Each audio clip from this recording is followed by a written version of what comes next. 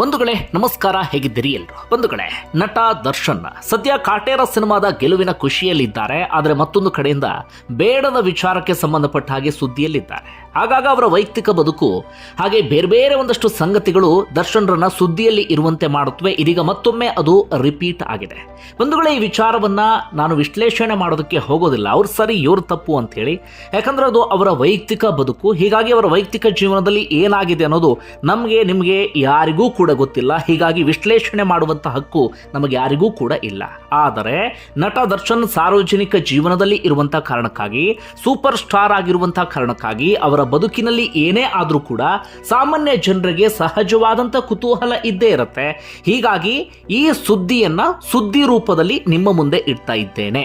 ಅಂದರೆ ಏನೇನು ಆಗ್ತಿದೆ ಎನ್ನುವಂಥ ಸಂಗತಿಯನ್ನು ಮಾತ್ರ ನಿಮ್ಮ ಮುಂದೆ ಇಡ್ತಾ ಇದ್ದೇನೆ. ಅದರ ಆಚೆಗೆ ನಟ ದರ್ಶನ್ ಮಾಡಿದ್ದು ತಪ್ಪು, ಪವಿತ್ರ ಗೌಡ ಮಾಡಿದ ಸರಿ, ವಿಜಯಲಕ್ಷ್ಮಿ ಅವ್ರು ಮಾಡಿದ ಸರಿ, ಅಥವಾ ಇನ್ನೊಬ್ರು ಯಾರೋ ಮಾಡಿದ ತಪ್ಪು ಅಂತ ನಾನಿಲ್ಲಿ ವಿಶ್ಲೇಷಣೆ ಮಾಡೋದಕ್ಕೆ ಹೋಗೋದಿಲ್ಲ. ಬಂಧುಗಳೇ, ಈ ಬಾರಿಯೂ ಕೂಡ ನಟ ದರ್ಶನ್ನ ಸುದ್ದಿಯಲ್ಲಿರೋದು ವೈಯಕ್ತಿಕ ಜೀವನಕ್ಕೆ ಸಂಬಂಧಪಟ್ಟ ಹಾಗೆ. ಆರಂಭ ಆಗಿದ್ದು ಎಲ್ಲಿಂದ ಅಂದರೆ ನಿನ್ನೆ ಆದಂಥ ಪೋಸ್ಟ್ ವಾರ್ನಿಂದಾಗಿ. ಆರಂಭದಲ್ಲಿ ಒಂದು ಮಾತನ್ನ ಇಲ್ಲಿ ಪ್ರಸ್ತಾಪ ಮಾಡಬೇಕು ಅಂತ ಅನಿಸ್ತಾ ಇದೆ. ನಟ ದರ್ಶನ್ನ ಈ ಪೋಸ್ಟ್ ವಾರ್ಗೆ ಕಡಿವಾಣ ಹಾಕದೇ ಇದ್ದರೆ ಇದು ಬೇರೆ ರೂಪವನ್ನು ಪಡೆದುಕೊಳ್ಳುವಂತ ಸಾಧ್ಯತೆ ಇದೆ. ನಟ ದರ್ಶನ್ರ ಇಮೇಜನ್ನು ಇನ್ನಷ್ಟು ಡ್ಯಾಮೇಜ್ ಮಾಡುವಂತ ಎಲ್ಲಾ ಸಾಧ್ಯತೆಗಳು ಕೂಡ ಇದೆ. ನಟ ದರ್ಶನ್ ಈ ವಿಚಾರಕ್ಕೆ ಸಂಬಂಧಪಟ್ಟ ಹಾಗೆ ಸಾರ್ವಜನಿಕರಿಗೊಂದು ಕ್ಲಾರಿಟಿಯನ್ನು ಕೊಡಬಹುದು, ಅಥವಾ ಈ ಪೋಸ್ಟ್ ವಾರ್ಗೆ ಕಡಿವಾಣವನ್ನು ಹಾಕಲೇಬೇಕಾಗತ್ತೆ. ಇಲ್ಲ ಅಂತಾದರೆ ಇದು ರೆಕ್ಕೆ ಪುಕ್ಕವನ್ನು ಕಟ್ಟಿಕೊಂಡು ಇನ್ನು ಬೇರೆ ಬೇರೆ ರೂಪವನ್ನು ಪಡೆದುಕೊಳ್ಳುವಂಥ ಎಲ್ಲ ಸಾಧ್ಯತೆಗಳು ಕೂಡ ಕಂಡು ಬರ್ತಾ ಇದೆ. ನಿನ್ನೆ ಮೊದಲಿಗೆ ಏನಾಯಿತು ಅಂದರೆ, ನಟ ದರ್ಶನ್ರ ಪತ್ನಿ ವಿಜಯಲಕ್ಷ್ಮಿಯವರು ಒಂದು ಪೋಸ್ಟನ್ನು ಹಾಕ್ತಾರೆ. ಅವರು ಹಾಗೆ ಅವರ ಗಂಡ ದರ್ಶನ್ ಹಾಗೆ ಅವರ ಮಗ ವಿನೀಶ್ ಮುದ್ದಾದಂಥ ಫೋಟೋ ನೋಡೋದಕ್ಕೆ ಬಹಳ ಖುಷಿ ಆಗುತ್ತೆ. ಆ ಫೋಟೋವನ್ನು ಇನ್ಸ್ಟಾಗ್ರಾಮ್ನಲ್ಲಿ ಹಾಕಿ ಅದಕ್ಕೊಂದು ಕ್ಯಾಪ್ಷನನ್ನು ಕೊಟ್ಟಿದ್ರು, ಸುಂದರವಾದಂಥ ಕ್ಯಾಪ್ಷನ್. ನನ್ನ ಕುಟುಂಬ ಅಥವಾ ನನ್ನ ಕುಟುಂಬವೇ ಎಲ್ಲ ಎನ್ನುವ ರೀತಿಯಲ್ಲಿ ಬರ್ಕೊಂಡಿದ್ರು. ಅದಾಗಿ ಸ್ವಲ್ಪ ಹೊತ್ತಿಗೆ ಪವಿತ್ರ ಗೌಡ ಅವರ ಪೇಜ್ನಿಂದ ಒಂದಷ್ಟು ಫೋಟೋಸ್ಗಳು ಅಪ್ಲೋಡ್ ಆಗಿ ಬಿಡುತ್ತೆ. ನಟ ದರ್ಶನ್ರ ಜೊತೆಗೆ ಇದ್ದಂಥ ಫೋಟೋಸ್ ಅದೆಲ್ಲವನ್ನು ಕೂಡ ಕೊಲಾಜ್ ಮಾಡಿ ಒಂದು ಮಳೆಬಿಲ್ಲು ಎನ್ನುವಂಥ ಬ್ಯಾಕ್ಗ್ರೌಂಡ್ ಸಾಂಗನ್ನು ಹಾಕಿ 10 ವರ್ಷಗಳ ಸಂಬಂಧ ಹಾಗೆ ಮುಂದುವರಿಯುತ್ತೆ ಎನ್ನುವ ರೀತಿಯಲ್ಲಿ ಒಂದು ಕ್ಯಾಪ್ಷನನ್ನು ಹಾಕಿಬಿಟ್ಟಿದ್ರು. ಇದು ಹಾಕ್ತಾ ಇದ್ದ ಹಾಗೆ ಮಾಧ್ಯಮಗಳಲ್ಲೂ ಕೂಡ ಸುದ್ದಿ ಆಗೋದಕ್ಕೆ ಶುರುವಾಯಿತು. ಅಷ್ಟು ಮಾತ್ರ ಅಲ್ಲ, ವಿಜಯಲಕ್ಷ್ಮಿ ದರ್ಶನ್ ಸಹಜವಾಗಿ ಸಿಡಿದೆದ್ರು. ಸಹಜವಾದಂಥ ಕೋಪ. ಯಾಕಂದರೆ ದರ್ಶನ್ರ ಪತ್ನಿ ಇನ್ಯಾರೋ ಅವರ ಗಂಡನ ಜೊತೆಗೆ ಫೋಟೋಸನ್ನು ಹಾಕೊಂಡಾಗ ಸಹಜವಾದಂಥ ಸಿಟ್ಟು ಬರುತ್ತೆ. ವಿಜಯಲಕ್ಷ್ಮಿ ಅವರಿಗೂ ಕೂಡ ಸಿಟ್ಟು ಬಂತು. ಅವರು ಕೂಡ ಪವಿತ್ರ ಗೌಡ ಅವರಿಗೆ ಸಂಬಂಧಪಟ್ಟ ಹಾಗೆ ಒಂದಷ್ಟು ಫೋಟೋಸನ್ನು ಅಪ್ಲೋಡ್ ಮಾಡ್ತಾರೆ. ಅಂದರೆ ಪವಿತ್ರ ಗೌಡರ ಈ ಹಿಂದಿನ ಗಂಡ, ಅಂದರೆ ಅವ್ರ ಜೊತೆಗೆ ಈಗಾಗಲೇ ಅವರು ಡಿವೋರ್ಸ್ ತೆಗೆದುಕೊಂಡಿದ್ದಾರೆ, ಅವರ ಜೊತೆಗಿರುವಂಥ ಫೋಟೋಸನ್ನು ಹಾಕಿ ಸುದೀರ್ಘವಾದಂಥ ಒಂದು ಬರಹವನ್ನು ಬರೀತಾರೆ.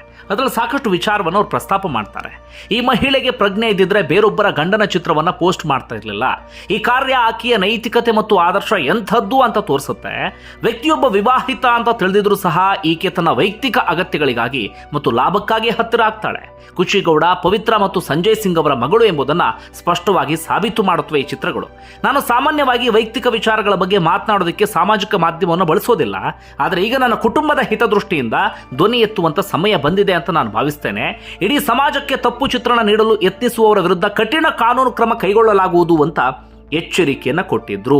ಅಂದರೆ ಕಠಿಣ ಕಾನೂನು ಕ್ರಮದ ಎಚ್ಚರಿಕೆಯನ್ನು ವಿಜಯಲಕ್ಷ್ಮಿ ದರ್ಶನ್ ಕೊಟ್ಟಿದ್ರು. ಅದಾದ ಬಳಿಕ ನಿಮ್ಮೆಲ್ಲರಿಗೂ ಕೂಡ ಗೊತ್ತು, ಮಾಧ್ಯಮಗಳಲ್ಲೂ ಕೂಡ ಈ ಸುದ್ದಿ ಪ್ರಸಾರ ಆಯಿತು. ಅದಾದ ಬಳಿಕ ತಣ್ಣಗಾಗಿತ್ತು. ಇದೀಗ ಪವಿತ್ರ ಗೌಡ ಅದಕ್ಕೆ ರಿಪ್ಲೈ ಮಾಡಿದ್ದಾರೆ. ಅವರು ಕೂಡ ಒಂದು ಸುದೀರ್ಘವಾದಂಥ ಪೋಸ್ಟನ್ನು ಹಾಕಿದ್ದಾರೆ. ಏನು ಪವಿತ್ರ ಗೌಡ ಏನು ಬರೆದಿದ್ದಾರೆ ನೋಡೋಣ. ನಾನು ಪವಿತ್ರ ಗೌಡ, ನನ್ನ ಮಗಳು ಖುಷಿ ಗೌಡ. ನಾನು ಸಂಜಯ್ ಎಂಬ ವ್ಯಕ್ತಿಯನ್ನ ಮದುವೆಯಾಗಿದ್ದು ನಂತರ ಖುಷಿ ಗೌಡ ಹುಟ್ಟಿರುತ್ತಾಳೆ. ನಮ್ಮ ಲೈಫ್ನಲ್ಲಿ ಉಂಟಾದ ಪ್ರಾಬ್ಲಮ್ಸ್ನಿಂದ ನಾನು ಸಂಜಯ್ ಅವರಿಂದ ಡಿವೋರ್ಸ್ ಪಡೆದಿದ್ದೇನೆ. ಇಲ್ಲಿಯವರೆಗೂ ಖುಷಿ ಗೌಡ ದರ್ಶನ್ ಶ್ರೀನಿವಾಸರ ಮಗಳೆಂದು ನಾನು ಎಲ್ಲೂ ಹೇಳಿಲ್ಲ. ನಾನು ಹಾಗೂ ದರ್ಶನ್ ಶ್ರೀನಿವಾಸರು ಕಳೆದ 10 ವರ್ಷಗಳಿಂದ ಜೊತೆಯಲ್ಲಿ ಸಂತೋಷವಾಗಿದ್ದೀವಿ. Please note this. I am not here for any own personal needs and agenda. It's all about pure love and care. Being for 10 years, it's not all easy. ಈ ವಿಷಯ ವಿಜಯಲಕ್ಷ್ಮಿ ಅವರಿಗೂ ಮೊದಲೇ ತಿಳಿದಿರುತ್ತೆ. ಈ ವಿಚಾರವಾಗಿ ವಿಜಯಲಕ್ಷ್ಮಿ ಅವರೇ ನನಗೆ ಹಲವಾರು ಸಾರಿ ಕಾಲ್ ಮಾಡಿ ನನ್ನ ಬಳಿ ಮಾತನಾಡಿದ್ದು ವಿಜಯಲಕ್ಷ್ಮಿ ಅವರಿಗೆ ಯಾವುದೇ ರೀತಿಯ ಪ್ರಾಬ್ಲಮ್ಸ್ ಇಲ್ಲ ಅಂತ ತಿಳಿಸಿರುತ್ತಾರೆ.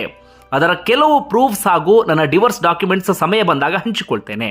ಇದೀಗ ವಿಜಯಲಕ್ಷ್ಮಿ ಅವರು ನನ್ನ ವಿರುದ್ಧವಾಗಿ ಪೋಸ್ಟ್ಗಳನ್ನು ಹಾಕ್ತಿರೋದು ನನಗೆ ಬೇಸರ ಉಂಟು ಮಾಡಿದೆ. ನನ್ನ ಹಾಗೂ ನನ್ನ ಟೀನೇಜ್ ಮಗಳಾದ ಖುಷಿ ಗೌಡಳ ಬಗ್ಗೆ ವಿಜಯಲಕ್ಷ್ಮಿ ದರ್ಶನ್ ಎಂಬ ಇನ್ಸ್ಟಾಗ್ರಾಮ್ ಪೋಸ್ಟ್ನಲ್ಲಿ ಬಹಳಷ್ಟು ಜನ ಬ್ಯಾಡ್ ಲ್ಯಾಂಗ್ವೇಜ್ನಿಂದ ನಿಂದಿಸುವುದು ನನಗೆ ಮಾನಸಿಕ ನೋವು ಉಂಟು ಮಾಡಿದೆ. ನನ್ನ ಜೀವನದ ಹಳೆಯ ವಿಚಾರಗಳನ್ನು ಹಾಗೂ ನನ್ನ ಪರ್ಸನಲ್ ಫೋಟೋಸ್ ಪೋಸ್ಟ್ ಮಾಡುವ ಹಕ್ಕು ಯಾರಿಗೂ ಇರೋದಿಲ್ಲ. ಈ ಮೂಲಕ ನಾನು ಹೇಳೋದೇನೆಂದರೆ, ನನಗೂ ಲೀಗಲ್ ಆಕ್ಷನ್ ತೆಗೆದುಕೊಳ್ಳುವ ಹಕ್ಕು ಇದೆ. ಆದರೂ ನಾನು ಈ ವಿಚಾರವನ್ನ ದೊಡ್ಡದು ಮಾಡ್ತಿಲ್ಲ. ಎಚ್ಚರ ಇರಲಿ. ಕಾರಣ, ನಾನು ನನ್ನನ್ನು ಪ್ರೀತಿಸುವವರ ಜೊತೆಗೆ ಸಂತೋಷದಿಂದ ಇರಬೇಕು ಅಂತ ನಿಶ್ಚಯಿಸಿದ್ದೇನೆ. ಅದರ ಜೊತೆಗೆ ನಾನು ನಟ ದರ್ಶನ್ರ ಬದುಕಿನಲ್ಲಿ ಬರೋಕ್ಕೂ ಮುನ್ನ ಅವರ ಪತ್ನಿಯಿಂದ ಅವರಿಗೇನಾಗಿತ್ತು ಅನ್ನೋದನ್ನ ನೀವೆಲ್ಲರೂ ಕೂಡ ರೀಕಾಲ್ ಮಾಡಿಕೊಳ್ಳಿ ಎನ್ನುವ ರೀತಿಯಲ್ಲೂ ಕೂಡ ಪವಿತ್ರ ಗೌಡ ಇದೀಗ ಈ ಸುದೀರ್ಘವಾದಂಥ ಪೋಸ್ಟನ್ನು ಹಾಕಿದ್ದಾರೆ. ಇದಕ್ಕೆ ವಿಜಯಲಕ್ಷ್ಮಿ ದರ್ಶನ್ ಕೂಡ ಯಾವ ಸಂದರ್ಭದಲ್ಲಿ ಬೇಕಾದರೂ ತಿರುಗೇಟನ್ನು ಕೊಡಬಹುದು. ಈ ಪೋಸ್ಟ್ ವಾರ್ ಸದ್ಯಕ್ಕಂತೂ ನಿಲ್ಲುವಂಥ ಲಕ್ಷಣಗಳು ಕೂಡ ಕಾಣಿಸ್ತಾ ಇಲ್ಲ. ನಟ ದರ್ಶನ್ ಇದಕ್ಕೆ ಕಡಿವಾಣ ಹಾಕಿಲ್ಲ ಅಂತಾದರೆ ಅವರ ಇಮೇಜ್ಗೆ ಇನ್ನಷ್ಟು ಡ್ಯಾಮೇಜ್ ಆಗೋದ್ರಲ್ಲಿ ಯಾವುದೇ ಅನುಮಾನವೂ ಕೂಡ ಇಲ್ಲ. ವೈಯಕ್ತಿಕ ವಿಚಾರ ವೈಯಕ್ತಿಕವಾಗಿಯೇ ಇದ್ದರೆ ಯಾರಿಗೂ ಕೂಡ ಸಮಸ್ಯೆ ಆಗೋದಿಲ್ಲ. ಆದರೆ ಸಾರ್ವಜನಿಕವಾಗಿ ಈ ರೀತಿಯಾಗಿ ಚರ್ಚೆ ಮಾಡಿದಾಗ, ಸೋಷಿಯಲ್ ಮೀಡಿಯಾದವರೆಗೆ ಆ ವಿಚಾರವನ್ನು ತಂದಾಗ ಜನ ಅದಕ್ಕೆ ರೆಕ್ಕೆ ಪುಕ್ಕವನ್ನು ಕಟ್ಟಿ ಉಪ್ಪು ಖಾರವನ್ನು ಹಾಕಿ ಬೇಕಾದ ರೀತಿಯಲ್ಲಿ ಚರ್ಚೆಯನ್ನು ಮಾಡ್ತಾರೆ. ಹೀಗಾಗಿ ವೈಯಕ್ತಿಕ ಬದುಕು ಯಾವತ್ತೂ ಕೂಡ ಸೋಷಿಯಲ್ ಮೀಡಿಯಾದವರೆಗೆ ಬರಲೇಬಾರ್ದು ಅಥವಾ ಸಾರ್ವಜನಿಕವಾಗಿ ಚರ್ಚೆ ಆಗಲೇಬಾರ್ದು. ಇನ್ನು ವಿಜಯಲಕ್ಷ್ಮಿ ದರ್ಶನ್ ಮಾಡಿದ್ದು ತಪ್ಪು ಅಂತ ನಾವು ನೇರವಾಗಿ ಎಲ್ಲೂ ಕೂಡ ಹೇಳೋದಕ್ಕೆ ಸಾಧ್ಯ ಆಗೋದಿಲ್ಲ. ನಾನು ಆರಂಭದಲ್ಲೇ ಹೇಳಿದೆ, ಇಲ್ಲಿ ಯಾರು ತಪ್ಪು ಯಾರು ಸರಿ ಅಂತ ಹೇಳೋಕ್ಕೆ ಹೋಗೋದಿಲ್ಲ ಅಂತೇಳಿ. ಆದರೂ ವಿಜಯಲಕ್ಷ್ಮಿ ದರ್ಶನ್ ಮಾಡಿದ್ದು ತಪ್ಪು ಅಂತ ನಮ್ಗೆ ಎಲ್ಲೂ ಕೂಡ ಅನಿಸೋದಿಲ್ಲ. ಯಾಕಂದರೆ ಸುಂದರವಾದಂಥ ಕುಟುಂಬದ ಫೋಟೋವನ್ನು ಮಾತ್ರ ಹಾಕಿದ್ರು. ಆದರೆ ಅಲ್ಲಿಂದ ಅದು ಬೇರೆ ಬೇರೆ ರೂಪವನ್ನು ಪಡೆದುಕೊಳ್ತು. ಅದಾದ ಬಳಿಕವೂ ಕೂಡ ವಿಜಯಲಕ್ಷ್ಮಿ ದರ್ಶನ್ ಸುಮ್ಮನೆ ಕೂತ್ಕೊಳ್ಬೇಕು ಅಂತ ನಾವು ನಿರೀಕ್ಷೆ ಮಾಡೋದಕ್ಕೆ ಸಾಧ್ಯ ಆಗೋದಿಲ್ಲ. ಆದರೆ ಮತ್ತೊಂದು ರೀತಿಯಲ್ಲಿ ಯೋಚನೆ ಮಾಡಿದಾಗ ಸಾರ್ವಜನಿಕವಾಗಿ ಚರ್ಚೆ ಮಾಡಬೇಕಿಗಿತ್ತಾ ಎನ್ನುವಂಥ ಪ್ರಶ್ನೆಯೂ ಕೂಡ ಉದ್ಭವ ಆಗುತ್ತೆ. ಅದೇನೇ ಇರಲಿ ಬಿಡಿ, ಅದು ಅವರವರಿಗೆ ಬಿಟ್ಟಂಥ ವಿಚಾರ. ಇನ್ನು ಈ ಪವಿತ್ರ ಗೌಡ ವಿಚಾರ ಯಾವಾಗಲಿಂದ ಚರ್ಚೆಗೆ ಬಂತು ಅಂತ ನಾವು ಗಮನಿಸ್ತಾ ಹೋಗೋದಾದರೆ, ಮೊದಲು ಚರ್ಚೆ ಆಗಿದ್ದು ನಟ ದರ್ಶನ್ ಜೊತೆಗೆ ಬೈಕ್ನಲ್ಲಿ ಹಿಂಬದಿ ಕುಳಿತುಕೊಂಡಂಥ ಒಂದು ಫೋಟೋವನ್ನು ಹಾಕಿದ್ರು.